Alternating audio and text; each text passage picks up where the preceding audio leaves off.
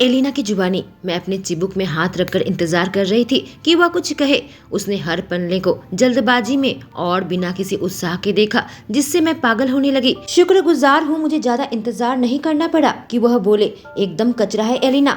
वाल से मेरा बॉस फोल्डर डेस्क के ऊपर फेंका। मैंने अपने दांतों को दबा लिया ताकि खुद को रोक सकूं, उसे झाड़ न लगाऊं। मुश्किल से ही उसने उसे देखा था। हाल फिलहाल में बहुत सारे मर्डर हो रहे थे। टीनेज लड़कियों का न्यू मैक्सिको, टेक्सास, लुइसियाना में मर्डर हुआ। मैं कहना चाहती थी, यह सीरियल किलर अपने सिग्नेचर डीएस के नाम से करता है, जो वह पीड़ित के शरीर में उकेरता है, और वह उन्हीं लड़कियों को मारता है जो ग्रेजुएशन करने के करीब है। वाल्स, मैं सांस छोड़ते हुए कही, एक सीरियल किलर खुले में घूम रहा है और तुम सोच रहे हो यह कचरा है। मैं तुमसे बेहद परेशान हो गया हूँ। जब तक मेरे ऑफिस में आ जाती हो बिना किसी सबूत के। उसके मुंह से निकला, सारे सबूत इस फाइल में है। तुम यह पढ़ना भी नहीं चाहते। तुम हमेशा से ही ऐसा करते हो। तुम दूसरे जर्नलिस्ट की कहानी को चलाते हो। मेरा अच्छा होता है। मैंने अपनी मिट्टियों को जोर से उसके टेबल में मारा। उसने चिल्लाया, तुम्हें जलन हो रही है। यह बिल्कुल भी प्रोफेशनल नहीं है एलिना। अब मुझे लाल नजर आ रहा था। तुम इस बात से ध्यान नहीं हटा सकते कि तुम एम्प्लॉयज के साथ भेदभाव करते हो। ऐसे काम नहीं चलने वाला। मैंने कहा, तुम्हें नौकरी से निकाला जाता है। उसने कहा, तुम बाहर में जाओ। पता नहीं कंपनी में असली मामला क्या है। नरक में सरो। मैंने अपना फोल्डर उठा लिया। इसे तैयार करने में मैंने पूरा रात बिताया था। जोर से दरवाजा बंद कर दिया। अपना सब कुछ पैक करने लगी। मेरे नस नस में गुस्सा दौड़ने लगा। कितने तरीके से मैं इसे मार सकती हूँ, मैं सोचने लगी। सीरियल किलर से कह सकती हूँ, उसे मार कर टुकड़ों में बांट दे। बक्सा लेकर मैं अपना सारा सामान उसमें डालना शुरू कर दिया। लिफ्ट की ओर जाने लगी, पर मैं बीच में रुकी और दोबारा से उनके ऑफिस में आई। देखते रहना, इस कहानी को मैं दूसरे एजेंसी को दूंगी और वह लोग चलाएंगे। उस वक्त तुम्हें अफसोस होगा। तुम्हें पता है, तुम बिल्कुल घटिया इंसान हो, मैंने कहा, और फिर दरवाजा बंद करके बिल्डिंग से बाहर निकल गई। एक टैक्सी पकड़ ली और अपने अपार्टमेंट का एड्रेस बताया। बैठे बैठे याद आया, एक कनाडा की दोस्त थी जिसके साथ मैं कॉलेज में जाती थी, हिना। हम दोनों एक साथ ग्रेजुएट किए थे जब 21 साल के थे। उसके बाद 3 साल हो गए हैं। जब मैं नौकरी ढूंढ रही थी, वह चाहती थी कि मैं उसकी मीडिया कंपनी में ज्वाइन करूं जहां वो काम करती है। मैंने फैसला किया था कि मैं यहीं रहूंगी। जब मुझे यह घटिया जॉब मिल गई थी जिसे यह घटिया आदमी चलाता है, और तब से ही मैं ये नौकरी छोड़ना चाहती थी, उसके बर्ताव की वजह से, जो कि बहुत ही घटिया था। मैंने सोचा उसे कॉल करूं जब मैं अपार्टमेंट में पहुंचूंगी। आखिरकार ड्राइवर हमारी गली में आ गया। मैं उसे पैसा देकर कार से बाहर निकली। आज के दिन को कोसने लगी। उसके बाद हिना को कॉल किया। क्या हुआ है, इस बार उसने पूछा। मुझे एक नौकरी चाहिए, मैंने कहा। तो तुमने उस बकवास नौकरी को छोड़ दिया, वह खुशी खुशी चहकी, जिससे मैं हंसने लगी। मुझे असल में निकाल दिया गया है। मैं वाल्स को कहा कि वह एम्प्लॉय के साथ अच्छे से बर्ताव नहीं करते। मैंने उसे सब कुछ समझाया।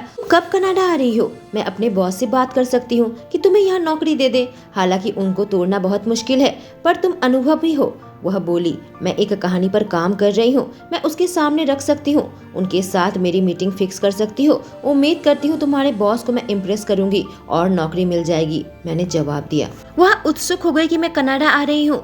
वह मुझे कहानी के बारे में पूछी। मैंने उसे सब बताया। सब सुनकर वह मेरा उत्साह बढ़ाने लगी कि मैं तहकीकात करूं। सुझाव दिया कि मैं पुलिस डिपार्टमेंट में जाऊं और पता लगाऊं उनके पास इस सीरियल किलर के बारे में क्या है। इस आइडिया के लिए मैंने उसका शुक्रिया किया। कि देर हमने आपस में बात की। उसने मुझसे वादा लिया कि मैं उसे आगे जो भी प्रोग्रेस होगा बताऊंगी। मैं अपना लैपटॉप निकाली, खोजबीन चालू कर दी। मर्डर टेक्सास में हो रहा है। मैं वहाँ पुलिस डिपार्टमेंट को ढूंढूंगी। मुझे पुलिस चीफ ऑफिसर मिले, हिल विल्सन। उसका डिटेल्स मैंने ले लिया था। मेरा जन्म इटली के रोम में हुआ।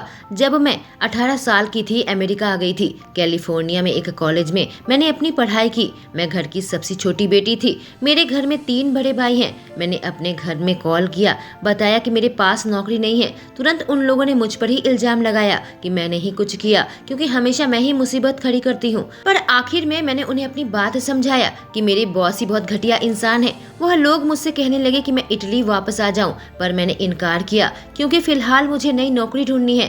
आधा घंटा उन लोगों से फोन में बात करने के बाद मैंने फोन रख दिया। कमरे की बत्ती बुझाई और मैं सो गई। जल्दी से नींद के आगोश में चली गई। 2 दिन बाद हिना ने अपने बॉस के साथ मेरी वीडियो कॉल में मीटिंग सेट कर दी थी। सैमुअल, जिससे बात करके लग रहा था मुझे नौकरी में रखने में उत्साहित नहीं थे। मैंने उन्हें बताया कि मैं एक सीरियल किलर केस में काम कर रही हूँ। वह मेरी थ्योरी सुनने के बाद और जो सबूत के बारे में मैंने बात किया, काफी इम्प्रेस थे। अगर मैं अपनी स्टोरी सबूत के साथ उन्हें दूं तो वो मुझे नौकरी पर रख लेंगे। उसके अलावा भी उन्होंने टेक्सास ह्यूस्टन में पुलिस डिपार्टमेंट में कॉल किया और मेरे साथ पुलिस की एक मीटिंग सेट करवा दी। और भी कई सारे मीडिया कंपनी के साथ मेरी बात हुई। सबने एक ही बात कही, जब तक मेरी थ्योरी के खिलाफ मुझे सबूत नहीं मिलेगा यह नौकरी पर मुझे नहीं रखने वाले। अब मुझे डीएस के बारे में पता लगाना था।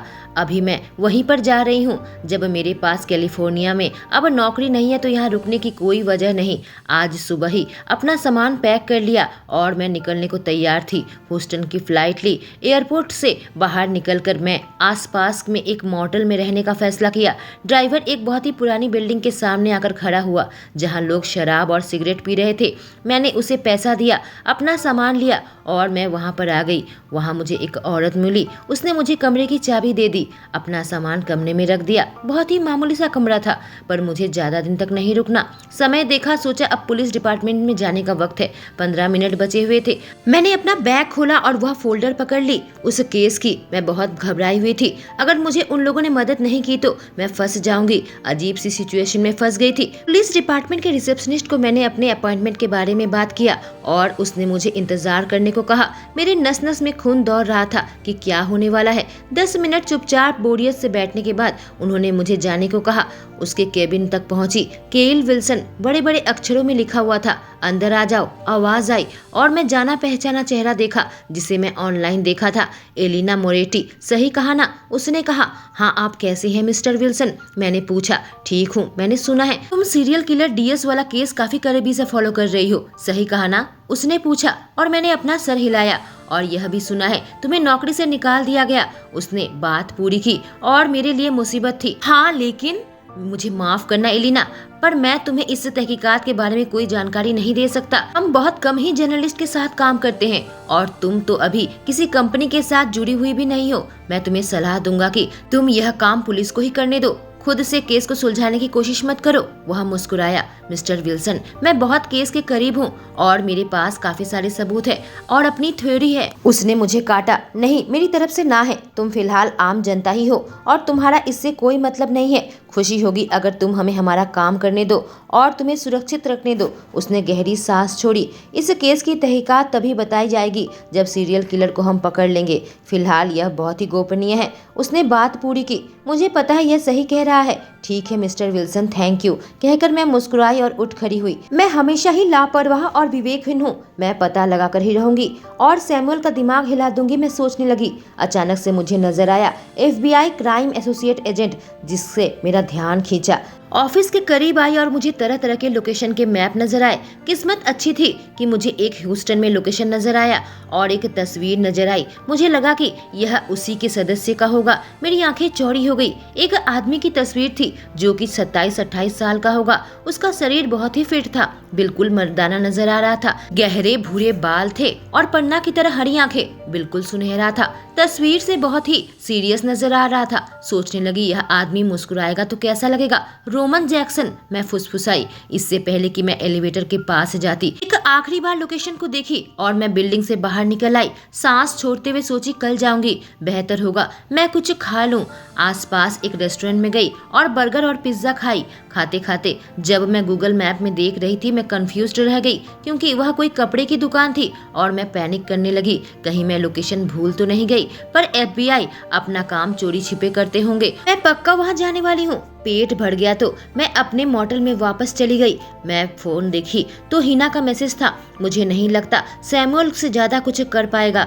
मैंने जवाब दिया, कोई बात नहीं, मुझे लगता है मेरे पास एक मौका है, मैं तुम्हें कल बताऊंगी। जल्दी से मैं सपनों की दुनिया में चली गई। दिमाग में था रोमन जैक्सन, कहीं वो मुझे जेल में न डाल दे। बड़ा जंगली सपना था पर मैं अबाक नहीं होंगी अगर यह सच हो जाए तो। आज मेरी योजना है कि मैं लोकेशन ढूंढूंगी, पर सुबह का अलार्म मिस कर गई। उठी तो दोपहर के 2 बज रहे थे। मैं गरजने लगी, झुंझलाहट में थी। जल्दी से तैयार होकर अपना फोल्डर देखा, चैन की सांस छोड़ी। उस कपड़े की दुकान के पास आकर खड़ी हो गई। FBI गुप्त रूप से अपना काम करती है। किस्मत अच्छी थी, जब मैं अपना सामान उठा रही थी मुझे दिखाई दिया रोमन जैक्सन सड़क पार करते हुए लगभग एक कार से टकराते हुए बची। मैं उसके पीछे पीछे दौड़ी। मिस्टर जैक्सन, मैंने उसे पुकारा और दौड़ते हुए उसके पीछे आई। कई सारे लोगों ने मुझे देखा। वह काफी कंफ्यूजन के साथ मुझे देखा। करीब आकर मैं उसे देखने लगी। काफी तगड़ा आदमी है। बुरी तरीके से हाँफ रही थी। कितनी अनअट्रैक्टिव दिख रही हूँ। मेरा नाम एलिना मोरेटी है। मैं अभी एक सीरियल किलिंग केस के बारे में आपसे कुछ सवाल पूछना चाहती हूँ। मेरी बात को वह काटा। तुम कौन हो? तुम्हें कैसे पता मैं इस केस के साथ जुड़ा हुआ हूँ? उसने त्योरी चढ़ाई और मेरी तरफ शक की दृष्टि से देखने लगा। पुलिस डिपार्टमेंट के केल विल्सन ने मुझे हरी झंडी दिखाई है। मैं झूठ कही। मुझे यह बात पता नहीं चली है। जब तक मुझे कातिल मिल नहीं जाता यह मामला एकदम गोपनीय रहेगा। वो काफी अटल दृष्टि से मुझे देखने लगा। इससे पहले कि बिल्डिंग के अंदर जाता, पर तुम्हें एनडीए साइन करना होगा। मैं उसके पीछे दौड़ने लगी, लेकिन मैं इस केस की तहकीकात कर रही थी। और तुम क्या कर रही थी? उसने पूछा। मेरी तरफ मुड़ गया और मैं उससे टकराई। इसके लिए काम करती हो? वह पूछा। दरअसल मैं हंसने लगी और फिर अपने होंठ काटने लगी जब उसकी आंखें शक की दृष्टि से बिल्कुल छोटी कर ली। मैं कैलिफोर्निया में एक मीडिया कंपनी में जर्नलिस्ट हुआ करती थी। फिर मुझे माफ करना, मैं आम जनता को इस केस के बारे में कुछ नहीं कह सकता। रहा सवाल प्रेस स्टेटमेंट के बारे में, मैंने 1 हफ्ते पहले ही भेज दिया है। उसने कहा। पर मेरे पास कुछ सूचना है, मेरे पास सबूत है। मैं अपना फोल्डर निकाली जो तुरंत मेरे हाथ से छीन लिया गया। मुझे स्टोर के अंदर खींच कर ले आया। झुंझलाहट से उसने नाक को रगड़ा। उसकी पन्ना आंखें मुझे घूरने लगी। तुम्हारी पहली तस्वीर एक लड़की की है जो खून से सनी हुई है। तुम्हारा दिमाग में क्या है? तुम सड़क के बीचों बीच इसे खोल रही थी। यह एहसास होते ही मेरी आंखें चौड़ी हो गई। मैं अपने होंठ काटने लगी। मुझे माफ करना। अपना सर हिलाते हुए वह फोल्डर देखने लगा और मैं उसे देखकर उसकी सराहना करने लगी जब वह नोट्स पढ़ रहा था। आदमी कितना परफेक्ट है। रोमन जैक्सन, तुम बुरा तो नहीं मानोगी अगर मैं यह तहकीकात के लिए इस्तेमाल करूं तो? उसने पूछा।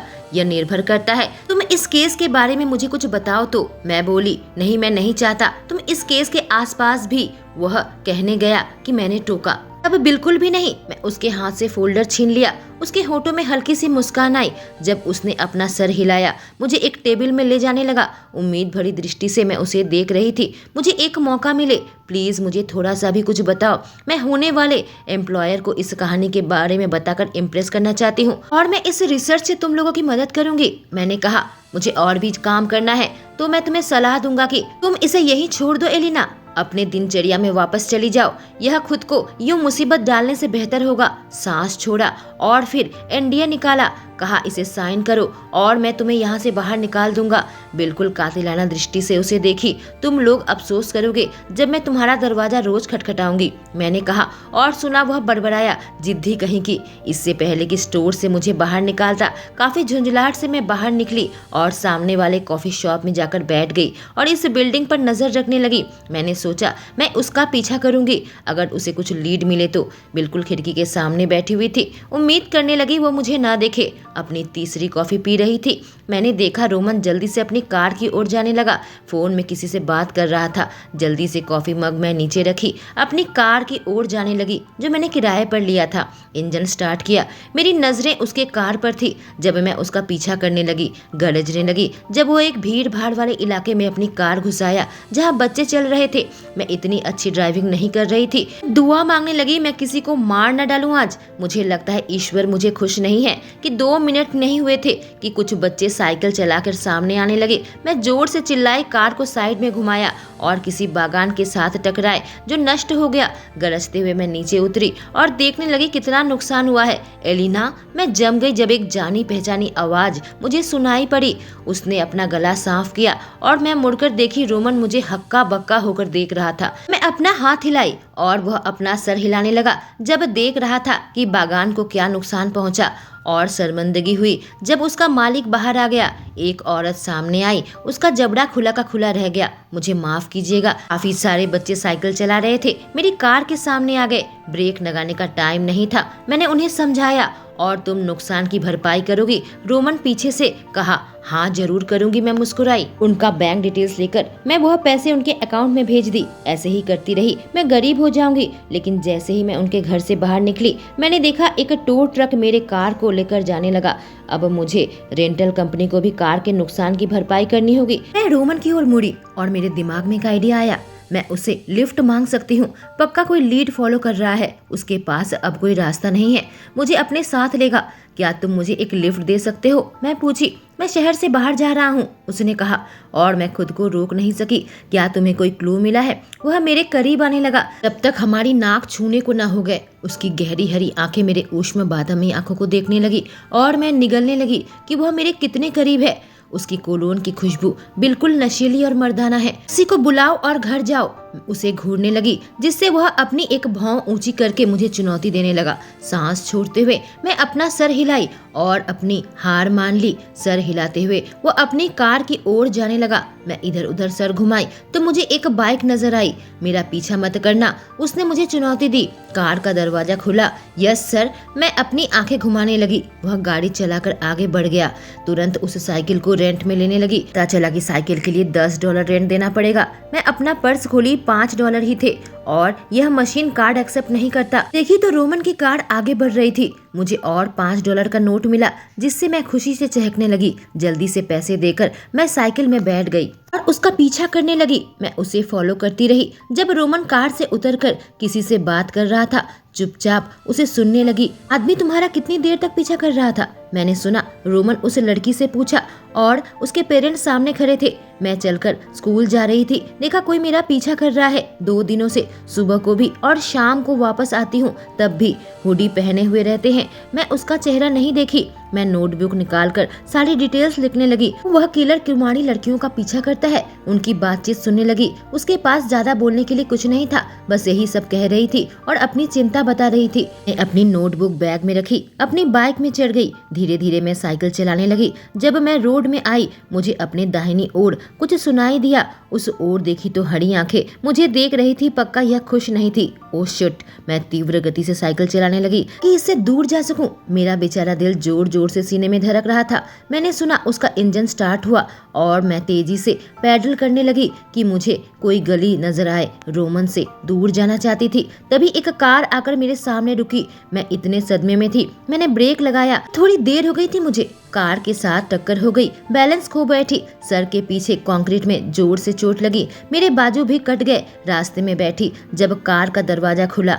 एलिना, साइकिलिस्ट को बिना किसी वजह से नुकसान पहुंचाया, तुम्हें एजेंट किसने बना दिया? मैं चिल्लाई जब मैं अपना शर्ट की बाजू उठाकर अपने जख्म देखने लगी। मुझे माफ करना, मुझे साफ करने दो, आ जाओ। उसने हाथ बढ़ाया और मैं घुरते हुए उसके हाथ पकड़ी। मैं अपना फर्स्ट एड किट निकाला। दरवाजे के खिलाफ मैं टेक लगाकर खड़ी हो गई। अपनी बाजू को उठाया और वो उसे साफ करने लगा और फिर पट्टी करने लगा। जब हमारी आंखें आपस में मिली, मुझे एहसास हुआ मैं उसे टुकुर टुकुर देख रही हूँ। ब्लश करते हुए मैंने अपनी आंखें हटा ली।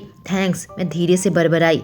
क्या तुम्हें इस बाइक के पैसे दिए हैं? उसने सवाल पूछा जब फर्स्ट एड किट कार में रखने लगा। हाँ, मैंने अपनी आंखें छोटी कर ली। तुम्हें ऐसा क्यों लग रहा है कि मैंने चोरी की है? मैं पूछी। इसे वापस कर दो। उसने मुझे अनदेखा किया। मेरी कार के अंदर आ जाओ। मैं उत्साह से चमक उठी, पर उसकी बात सिर्फ मैं फिर निराश हो गई। मैं तुम्हें सीधे घर लेकर जाऊंगा। अपने फोन में किसी को टेक्स्ट मैसेज भेज रहा था। मैं बिल्कुल नाखुश थी। मैं तुमसे नहीं कहा था मेरा पीछा मत करना? वह मुझे देख रहा था। सवाल से मैं अपने होंठ काटने लगी। मैं तुम्हें फॉलो नहीं कर रही थी, मैंने उपहास किया। तो तुम यहाँ क्या करने आई थी? तुमने कहा था तुम वापस जा रही हो, उसने पूछा। थोड़ी देर के लिए मुझे घूरा। मैं यहाँ खाने आई थी, मैंने कहा। शहर में 2 और बड़े दुकान हैं। वह जोर से सांस छोड़ते हुए कहा। हाँ, पर मैंने सुना है यहाँ पर बहुत अच्छा खाना मिलता है। मैं बहुत ही मासूम आंखों से उसे देखने लगी, पर इससे पहले कि वह मुझे और कुछ कहता, उसका फोन बजा और उसने फोन उठाया। अंकल रोमी, उम्र के बच्चे की आवाज आई। ईशान, उसने गला साफ करते हुए कहा। अंकल, क्या आप मुझे एक नई कार लाकर दोगे? मिली ने मेरी कार तोड़ दी है, बच्चे ने बताया। हाँ, मैं जरूर लेकर आऊंगा, वादा करता हूँ। उस बच्चे से स्पीकर में बात कर रहा था और मैं सुन रही थी। तभी एक पीछे से मर्द की आवाज आई। उस दूसरे शख्स ने फोन रख दिया। माफ करना, ये मेरा भाई और उसके बच्चे थे। उसने माफी मांगी। कोई बात नहीं, मैंने कहा। कुछ देर शांति से बैठे रहे। जो भी बातचीत हुई मैं सुनकर मुस्कुरा रही थी। अगर तुमने मुझे उस नाम से बुलाया तो? उसने कहा। नहीं नहीं, मैं तुम्हें रोमी नहीं कहूंगी। मैं चिढ़ाने लगी। 10 मिनट हो गए थे कि वह गाड़ी ड्राइव कर रहा था। बिल्कुल खामोशी थी। तो मैंने शुरू किया जब भूख से मेरे पेट से आवाज होने लगी। उसके चेहरे पर एक छोटी सी मुस्कान आई। अगर मैं तुम्हें खाना दूं तो तुम इस केस के बारे में सवाल नहीं पूछोगी? उसने कहा। नहीं नहीं, मैं इसके बारे में नहीं पूछने वाली थी। मैंने बहुत ही कमजोर तरीके से विरोध किया। मैं तुम्हारे परिवार के बारे में पूछने वाली थी। ठीक है, जो पूछना है पूछो, उसने एक हल्की सी मुस्कान के साथ कहा। तुम कितने साल के हो? मैं पूछी। 28 साल का हूँ, उसने जवाब दिया। और तुम? मैं 24 साल की हूँ। मैंने कहा। तुम्हारे कितने भाई बहन हैं? मैं 6 भाइयों में से सबसे बड़ा हूँ और मेरी कोई बहन नहीं है, 2 भाभी जरूर है। के बाद राइडर का जन्म हुआ था, फिर थियो, हंटर, जुडाह और नोवा। ईला राइडर की पत्नी है और जोई हंटर की, उसने समझाया। इससे पहले कि मैकडॉनल्ड में गाड़ी रोकता और वह लोग क्या करते हैं, क्या उनमें से कोई भी स्कूल या कॉलेज में है? राइडर की मेडिकल की कंपनी है और ईला एक म्यूजिक टीचर है। वह कनाडा में रहते हैं। उनके 2 बच्चे हैं, ईशान और मिली। उसके बाद थियो, जो फैमिली के रेंज में काम करता है, सब कुछ संभालता है। अपनी ग्राफिक डिजाइनिंग का बिजनेस भी है। हंटर एक लॉयर है और न्यूयॉर्क सिटी में रहता है। उसकी पत्नी जोई एक फोटोग्राफर है। जुडाह यूके में रहता है और उसकी अपनी सॉफ्टवेयर कंपनी है। और नोवा अभी स्कूल में है। ने सब कुछ समझाया। वह तुम्हारे पेरेंट्स को सच में तुम लोगों पर गर्व होता होगा, मैंने कहा जब अपनी बर्गर और चिप्स खाने लगी। हाँ, बहुत गर्वित होकर कहा। और तुम्हारे परिवार के बारे में क्या? उसने पूछा। मैं घर में सबसे छोटी हूँ और इकलौती लड़की। मेरे 3 बड़े भाई हैं। बड़ा भाई सैम डॉक्टर है, मम्मी पापा के साथ इटली में रहता है। एलेक्स एक बड़ी कंपनी का CFO है टोक्यो में। और रोमियो जो जर्मनी में कंप्यूटर प्रोग्रामर है, मैंने समझाया। और सोचने लगी, काफी दिन हो गए हैं अपने परिवार को आखिरी बार देखा था। तो तुम इटली से हो? वह मुझे देखते हुए पूछा जब खा रहा था। हाँ, मैं 18 साल की उम्र में यहाँ पढ़ने के लिए आई थी और फिर यहाँ पर उस कंपनी में नौकरी मिल गई कैलिफोर्निया में। मैंने उसे समझाया। क्यों छोड़ दी? उसने त्योड़ी चढ़ाई। वैसे मुझे निकाल दिया गया है, मैं उसे देखकर कही। जो भी कहानी मैं अपने बॉस के पास लेकर जाती थी वह उसे कचरा बताते थे। बहुत हो गया था। आखिरकार मैं उसे कोसने लगी और ऑफिस से निकल आई। तुमने उसे सीरियल किलर के केस के बारे में बताया था? उसने पूछा जब वापस कार रेड लाइट के सामने रुकी। हाँ, मैंने बताया था। और तुम्हें पता है उसने क्या कहा? यह एक कचरा है, इतना घटिया आदमी है, एक सीरियल किलर खुले में घूम रहा है। तुम्हें नहीं लगता लोगों को पता चलना चाहिए? मैं बड़बड़ाई। रोमन को देखी कोशिश कर रही थी कि मैं मुस्कुराऊं नहीं। सब कुछ बताने के बाद वह जोर जोर से हंसने लगा। कितना परफेक्ट लगता है जब हंसता है, कितना मादक लगता है, आरामदायक, बिल्कुल प्रज्वलित हो जाता है। आखिरकार हम शहर तक पहुंचे। उसने मेरा पता पूछा और मैंने उसे बता दिया। उसकी आंखों में सवाल देखा जब पार्किंग लॉट में आया। तुम मोटल में क्यों रुकी हुई हो? आखिरकार उसने पूछा। मैं अपना बैग उठाने लगी। नौकरी चली गई, याद है ना? कोई बड़े फैंसी होटल में अपना सारा सेविंग खत्म नहीं कर सकती। मैं मुस्कुराने लगी। और सबसे बड़ी बात, मैं यहाँ ज्यादा दिन रहने वाली नहीं हूँ। लुइसियाना जा रही हूँ, जहाँ लेटेस्ट मर्डर। शिट, मैं बीच में रुकी। एलिना, क्या तुम सीरियस हो? वो गरजने लगा। मैं तो मजाक कर रही थी, तुम्हें समझ आ गया। मैं झूठ मूठ हंसी। इससे पहले कि दरवाजा बंद करती, मैंने 2 कदम लिया ही था कि पीछे से दोबारा दरवाजा खुला। रास्ते में मुड़कर देखी, रोमन चलकर मेरे पास आने लगा। काफी क्रोध में नजर आ रहा था। मेरे सामने आकर रुक गया। अपने बाजुओं को सीने में मोड़ लिया, जो कि एक बहुत बड़ी गलती थी, क्योंकि अब मैं उसके मसल्स को देखने लगी। वह कितना अच्छा दिखता है। मैं तुमसे कितनी बार कहा है एलिना, इस केस को छोड़ दो, यह सुरक्षित नहीं है। वह गर्जा। कम ऑन, सबसे बुरा क्या होगा? मैं कही। सीरियल किलर तुम्हारा कत्ल कर देगा। उसने जवाब दिया। देखो, मैं एक बड़ी लड़की हूँ, मैं खुद को संभाल सकती हूँ। मेरे बारे में फिक्र करने की जरूरत नहीं है। मैं एक बड़ी सी मुस्कान लाई। मुझे अपना नंबर दो, उसने कहा, जिससे मैं रुक गई। एलिना, अगर मैं कल यहाँ पर आया और पता लगा तुम चली गई हो, तुम्हें नहीं पता मैं अगला कदम क्या उठाऊंगा। उसने धमकी दी। मैंने उसे गंभीरता से नहीं लिया। हाँ, ठीक है रोमी, गुड नाइट। अपने कमरे की चाबी निकालकर वहाँ से निकलने लगी। कहानी रोमन जैक्सन की जुबानी। 10 मिनट में मीटिंग है, मैंने मैक को कहा। जब कपड़े की दुकान के अंदर आकर मैं अपना रास्ता बनाने लगा, मैंने देखा उसने अपना सर हिलाया। टीम में 12 लोग हैं और मैं इंचार्ज हूँ इस FBI के ब्रांच का। मैक मेरा पार्टनर है और सबसे करीबी। हमारा काम पुलिस डिपार्टमेंट की ड्यूटी से भी ज्यादा है। 21 साल की उम्र में मैं ज्वाइन किया था, जब मेरे साथ मैक भी था। हम दोनों इंग्लैंड में पढ़ाई की थी। खड़े होकर अपने सारे केस को अपनी टीम के साथ ब्रीफ करने लगा। फुल प्रूफ प्लान बनाने लगा। हमें अपनी स्ट्रेटेजी बनानी होगी। अपनी ट्रेनिंग्स को भी बुलाया और फिर हम डिस्कस करने लगे। मीटिंग के बाद मैं अपने डेस्क में बैठा काम कर रहा था। मेरे दिमाग में उस लड़की का ख्याल आया, एलिना मोरेटी, सुनहरे बालों वाली लड़की, बूढ़ी आंखें, जो मेरी जिंदगी में अचानक से आ गई थी और सब कुछ उलझा कर रख दिया था। निश्चित तौर पर यह काम करना चाहती है। जब मैं उससे मिला हूँ, वह बिल्कुल सीरियल किलर का पता लगाना चाहती है। पता नहीं है यह कितना खतरनाक हो सकता है। वह अपने आप को किस मुसीबत में डाल रही है। कल रात की बातें मुझे याद आने लगी। मैं भगवान से प्रार्थना करने लगा कि उसने मेरी चेतावनी को सुना होगा। मैंने योजना बनाई है कि जाकर उसे चेक करूंगा। मुझे वह मॉडल में नहीं मिली तो मैं बिल्कुल पागल हो जाऊंगा। ऐसा है कि वो अपने मौत की कामना कर रही है। चाहे मैं कितनी भी कोशिश करूं कि अपने काम में ध्यान दूं, मैं खुद को उसके बारे में सोचता हुआ पाया। उसकी आंखें काफी गहरी है, उसमें हल्का सा हरा रंग भी है, बहुत नाजुक उसका जिस्म है। हालांकि उसकी पर्सनालिटी एकदम बोल्ड है, बिल्कुल किसी परी की तरह दिखती है। ध्यान दो रोमन, मैं खुद से कहा जब जोर से सांस छोड़ा। लुइसियाना जाने का अप्रूवल मिला। डीएस आदमी बहुत जल्दी इधर उधर जा रहा है, देर से पहुंचने का कोई मतलब नहीं है। वो अपना सारा काम पहले ही कर दे, मैक ने कहा और मेरे उल्टे साइड में आकर बैठा। जस्टिन से आज फोन किया था, हमें कल जाना होगा। मैंने कहा तुम्हें क्या लगता है हम उसे पकड़ लेंगे? मैक पूछा। हमने पहले भी बहुतों को पकड़ा है। मैंने कहा मुझे लगता है वह स्कूल से पास आउट कोई बेकार सा आदमी है, या फिर कॉलेज पास। काम नहीं मिला तो उसने सोचा कि कत्ल किया जाए। मैक बोलने लगा। मैक बातों को बहुत सीधे सीधे रखता है, जबकि मैं बहुत गहराई से छानबीन करता हूँ। स्कूल में किसी से चोट पहुंची होगी, तभी वो लड़कियों को ही मारता है जो ग्रेजुएशन पास करती है। पेरेंट्स काफी अमीर होंगे, उसके बारे में परवाह नहीं करते। उनके पैसे मिलते हैं ताकि एक जगह से दूसरी जगह यात्रा कर सके। मैंने जवाब दिया, पक्का तुम जीतने वाले हो, जैसे हर बात जीतते हो। मैक ने आंख मारी। मैं तुम लोगों से बाद में मिलता हूँ, मैंने कहा जब रिपोर्ट पूरा किया और खाना खत्म हुआ। सुनहरे बालों वाली लड़की से मिलने जा रहे हो? नेवी ने कहा, जिससे मैं अपनी जगह पर जम गया जब मैं अपनी चाबी उठा रहा था। क्या? मैं कहा, तुम्हें पता है रोमन, छुपाने से फायदा नहीं है, हम किसी न किसी तरीके से पता लगा लेंगे। मैक कहा, तुम उसे नहीं ढूंढोगे? मैं अपनी त्योरी चढ़ाई। वह दोनों बड़ी सी मुस्कान दे रहे थे। आखिरकार रोमन के पास एक गर्लफ्रेंड है। वे नाटक करना शुरू कर दिए। वो मेरी गर्लफ्रेंड नहीं है, मैंने जवाब दिया। ऑफिस से निकलकर मैं अपनी कार में बैठ गया। एलिना बस मेरे लिए एक सिरदर्द है और कुछ नहीं। मैं खुद से सोचा मेरी टीम कितनी बेवकूफ़ है। जब तक मैं इस मॉडल के सामने आया, काफी संदेह करने वाले लोग आसपास घूम रहे थे, शराब पी रहे थे, सिगरेट पी रहे थे। जल्दी से मैं अपना रास्ता बनाया। आज सुबह ही निकल गई है, वह बूढ़ी औरत जवाब दी। मेरा सबसे बड़ा खौफ सच होने जा रहा था।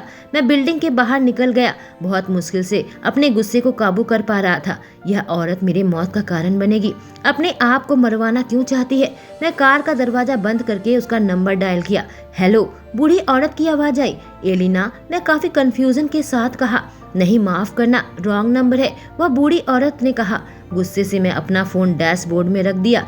उसने मुझे अपना गलत नंबर दिया। जल्दी से मैं अपने ऑपरेशन बेस में पहुंचा। जल्दी से फॉलो करना होगा। इसका इकलौता तरीका है जस्टिन से अप्रूवल लेकर लुइसियाना निकलना होगा। सुपरवाइजर को कॉल किया, ईमेल करके तुरंत अप्रूवल लिया। आज रात की प्लेन की टिकट बुक कर ली। पुलिस डिपार्टमेंट को भी अलर्ट कर दिया। अपनी टीम को बुलाया। आज रात ही लुइसियाना जाना है, जहां डीएस ने 3 लड़कियों को किडनैप किया था। मैंने अपनी टीम को काम समझा दिया। सबने अपना काम शुरू कर दिया। सिर्फ मैक मेरे सामने खड़ा था, जो बेवकूफ़ों की तरह एक बड़ी सी मुस्कान मुझे दे रहा था। मुझे अनुमान लगाने दो, उसने कहा। मैं कहूँगा कि ऐसा मत करो। मैं अपनी आंखें घुमाई। सुनहरे बालों वाली लड़की भाग गई है लुइसियाना, उसने कहा और मैं उसे खामोशी के साथ देखने लगा, जिससे बात प्रमाणित हुआ। वाह, मुझे उससे प्यार है, उसने कहा। तुम्हें लगता है वह अच्छा काम कर रही है? मैंने गुस्से से कहा। लेकिन यह देखने में बहुत मजेदार है कि वह तुम्हें अपने पीछे पीछे दोहरा रही है। उसने नखड़े की मुस्कान दी। तुम्हें आखिरकार तुम्हारी मैच मिल गई है जैक्सन। मैं इंतजार नहीं कर सकता उससे मिलने से। मुझे ऐसा क्यों लग रहा है यह लोग आपस में मिलेंगे तो और मुसीबत आएगी। कहानी एलिना की जुबानी। मैं उस मोटल के अंदर प्रवेश की जहाँ मैं रुकी हुई हूँ। वो मैं साइट में जाने वाली हूँ, जहाँ पर अभी का मर्डर हुआ है। मैंने दरवाजे पर किसी की दस्तक सुनी। दरवाजा खोली और मेरा स्वागत किया। काफी गुस्से में खड़ा रोमन जैक्सन का दृश्य। मैं खुशी खुशी उसका स्वागत की। जब उसने अपनी आंखें मुझे देखकर कातिलाना रूप से छोटी की। कम ऑन रोमी, ऐसा मत करो, मैंने कहा। मुझे अंदर आने दो, उसने हुक्म चलाया। पहले वादा करो मुझ पर गुस्सा नहीं होगे, मैं जिद करते हुए कही। मुझे सुनाई दिया वह अपने दांत करमरा रहा था। वादा करता हूँ, और तुम मुझे जान से भी नहीं मारोगे, मैंने कहा। वह अविश्वास से घुरा। मैं वादा करता हूँ, फिर मेरे अस्थायी निवास में तुम्हारा स्वागत स्वागत है। मैं बड़ी सी मुस्कान लाई और उसे अंदर आने दिया। जैसे अंदर आया मैंने देखा उसकी आंखें मेरे कमरे को जांच रही थी और मैं देखने लगी वह क्या पहना हुआ है। जंपर और ग्रीन जीन्स पहना हुआ था, साथ में बूट। हैंडसम दिखता है, जिसे पाने के लिए कोई भी लड़की सपना देखती होगी। तुम इस केस में शामिल नहीं हो सकती, उसने आखिरकार कहा। अपना हाथ उठाकर मुझे रोका जब मैं विरोध के लिए अपना मुंह खोलने जा रही थी। तुम खुद को जर्नलिस्ट का परिचय नहीं दे सकती। तुम किसी न्यूज एजेंसी से अभी जुड़ी हुई नहीं। अगर होती भी तब भी तुम्हें इस चलते हुए केस से रोका जाता। अगर किसी को पता लग जाएगा तुम अपनी ही तहकीकात कर रही हो और क्राइम सीन के करीब जा रही हो और सबूत को नष्ट कर रही हो, तब मेरी नौकरी चली जाएगी, रोमन ने कहा।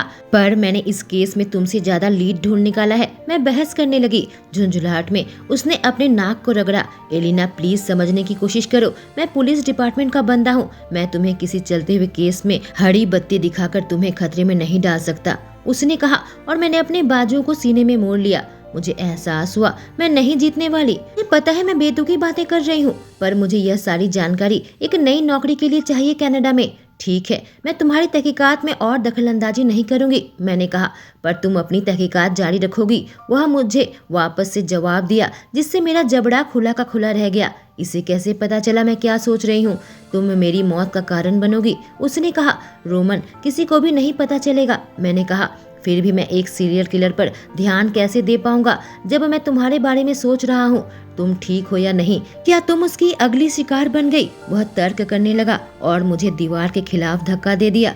कुछ मिनट के बाद उसने जोर से सांस छोड़ी। मैं अपनी नजरें उठाकर देखी तो उसका पूरा शरीर रिलैक्स हो गया था। जब मेरे करीब आने लगा, मेरी आंखें उसके थके हुए आंखों से मिली। मैं खुद को सबसे बुरा इंसान समझने लगी जो उसकी जिंदगी को 10 गुना मुश्किल बना दिया है। काश मैं उसे मिलती ही नहीं। मैं सोची, इतना जिद क्यों कर रही हो? इस केस में शामिल होगी, उसने धीरे से पूछा और मैंने झट से अपनी नजरें हटा दी। तुम सोचोगे कि मैं बेवकूफ हूँ, मुझे पता है तुम पहले ही मुझसे ऐसे भी नफरत करते हो कि मैं इस केस को फॉलो कर रही हूँ। मैं धीरे से बड़बड़ाई जब अपने सिर को हिला रही थी। मैं तुमसे नफरत नहीं करता एलिना। वह अपने हाथों को बाल में चलाने लगा, मेरे चिबुक को पकड़ा और थोड़ा सा ऊपर किया। प्लीज मुझे बताओ। मैं बुरी तरीके से निगलने लगी। कुछ पल लगे उसे बताने में। मुझे कनाडा में एक जॉब ऑफर मिला है। उसके सीईओ इस केस की स्टोरी बनाकर देनी है। इस स्टोरी से मुझे यह नौकरी मिल पाएगी। वह काफी कंफ्यूजन के साथ अपनी भौं ऊंची उठाया।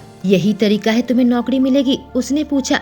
नहीं, पर मुझे नौकरी से निकाल दिया गया। तुम्हें याद है ना, इस सीईओ ने मुझे कॉल किया था तो मैं इस स्टोरी के बारे में बताई थी। कोई ऐसा स्टोरी वो हेडलाइन में आ सके तो वह इनकार नहीं कर पाएंगे, मैंने समझाया। जब घबराहट से अपने होंठ कांप रही थी और उसके प्रतिक्रिया के इंतजार कर रही थी। कुछ देर वह चुप रहा। जब घंटा जैसा लगा कि तभी किसी ने दरवाजा खटखटाया। मैं काफी कंफ्यूज्ड थी। खोली तो मॉडल की मालकिन ने एक एनवेलप मेरे हाथों में पकड़ाया। से एनवेलप ले ली जिसमें मेरा नाम लिखा हुआ था। यह चिट्ठी तुम्हारे पास मेल में कुछ मिनट पहले आई है, उसने कहा, इससे पहले कि वहाँ से निकल जाती। दरवाजा बंद किया और फिर उस चिट्ठी को दोबारा से देखी। किसी को पता नहीं मैं कहाँ हूँ। मेरी दोस्त हिना या मेरा परिवार नहीं जानता।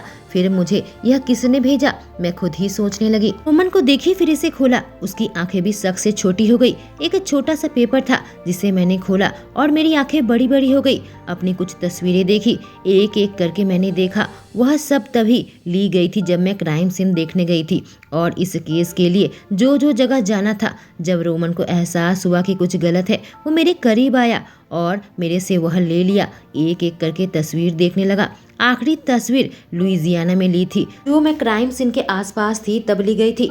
पर मेरे पीछे एक आदमी बिल्कुल काले कपड़ों में था। कोई मर्द है हुडी में और उसके हाथ में एक हथियार था। डर से मेरा दिल तेजी से धड़कने लगा, जिसे मैं रोमन को दिया इससे पहले कि वो नोट पढ़ती। एलिना मोरेटी, तुमने बहुत ज्यादा उत्साह दिखाया पीड़ित और मुझ में, जो मुझे पसंद नहीं आया। कोई चेतावनी नहीं है तुम्हें मनाने के लिए कि अपनी रिसर्च बंद कर दो। तुम्हें मुझे गुस्सा दिलाया है। अब मैं चाहता हूँ तुम मेरे हाथ से मरो और पहले मैं तुम्हें बिल्कुल पागल बनाऊंगा, उसके बाद तुम्हारा गला काटूंगा। थोड़ा मजा लेने के बाद। तुम भी बहुत खूबसूरत हो, पर मेरे शिकार की तरह तुम बेवकूफ हो। मैं तुमसे जल्दी मिलता हूँ। Love, DS। मुझे एहसास हुआ रोमन एकदम कड़क हो गया। जो मेरे पीछे था वह नोट मेरे कंधे के ऊपर से पड़ रहा था और गुस्से से गरजा। मेरे हाथों से उस पेपर को छीन लिया। उसकी पन्ना जैसी हरी आंखें जल्दी ही लाल हो गई जब वह पढ़ने लगा। हम कुछ पल एक दूसरे को खामोशी से देखते रहे। अगर मैं अभी रुक भी जाऊं तो भी अब उसे फर्क नहीं पड़ेगा। तुम उसका अगला टारगेट हो, उसने मेरे वाक्य को पूरा किया। अब मैं क्या करूं? मैं दीवार के खिलाफ टेक लगाकर खड़ी हो गई, अपने बाजुओं को सीने में मोड़ लिया। डर नहीं लग रहा। वो अपनी भौं को ऊपर करके बिल्कुल अवाक मुझे देख रहा था। मैंने पहले जंग के मैदान को रिपोर्ट किया था। एक हादसे में मुझे गोली लगने वाली थी, एक में पकड़ी जाने वाली थी और बम से मरने वाली थी। मैंने बताया। पिछले केसेस की याद मेरे दिमाग में आने लगी, पर मैं फिर से इसी तरीके से व्याकुल होने लगी थी। तुम मेरी और मेरी टीम के साथ रहोगी, वो मुझे घूरते हुए कहा। इधर उधर नहीं भटकोगी, मेरे आंखों के सामने से ओझल नहीं होगी, समझ गई? उसने कहा। यही सबसे सुरक्षित तरीका है। मैं पूछी, तुम पुलिस प्रोटेक्शन लोगी तो तुम्हें एक ही जगह पर रुकना पड़ेगा और वो तुम्हें जल्दी ढूंढ निकालेगा और मेरे साथ रहोगी। तुम मेरे साथ इधर उधर होती रहोगी, उसके पीछे पीछे, उसके आगे नहीं।